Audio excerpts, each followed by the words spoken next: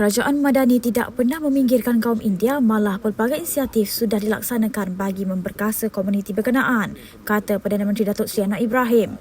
Beliau berkata kerajaan mengambil pendekatan untuk membantu setiap segmen masyarakat tanpa mengetepikan mana-mana golongan. Sementara kita buka ruang yang luas, kita ambil pendekatan untuk membantu, termasuk saya katakan Wakaf Madani, untuk UiTM, untuk MARA dan beberapa langkah yang lain, ya, latihan dan sebagainya. Tapi ini tidak bermakna zero sum game, tolong Melayu maknanya kita pinggirkan. Jadi itu digunakan. Padahal kalau kita tak lakukan begitu, dia tidak adil. Meritokrasi itu penting sebahagian, tetapi yang lebih penting dari meritokrasi itu ialah pemerataan dan peluang, kesaksamaan dan keadilan. Jadi sebab itu saya tekankan masyarakat India, janganlah dia marah atau cemburu tentang program Putra. Tanya apa yang perlu kita lakukan. Kewarganegaraan, orang yang berhak yang ketinggalan 5-60 tahun dulu lahir di Malaysia tak dapat, itu kita selesaikan. Dan ini kali pertama yang diselesaikan begitu banyak oleh Kementerian Dalam Negeri.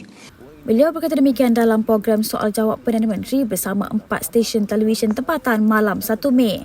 Anwar berkata antara bantuan khusus buat kaum itu adalah menerusi unit transformasi masyarakat India Malaysia Mitra dengan peruntukan RM100 juta bagi program pembangunan sosioekonomi masyarakat India, manakala sejumlah RM30 juta diperuntukkan di bawah tabung ekonomi kumpulan usaha niaga tekun dalam belanjawan 2024.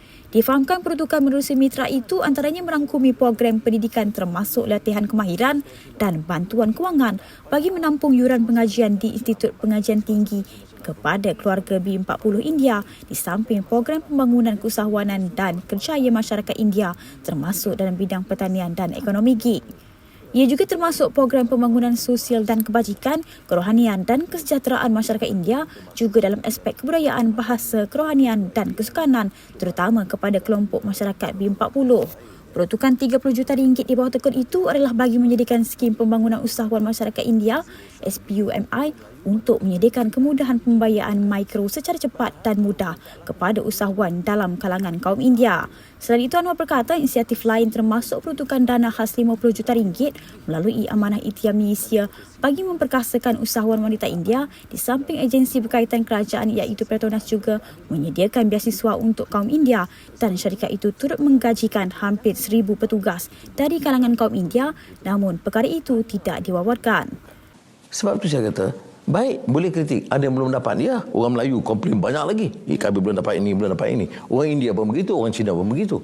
Tapi jangan katakan belum dapat apa-apa. Kerana saya nak tekankan, ketimbang bertahun-tahun yang lalu, ini yang paling banyak kita berikan untuk Bumi Putra.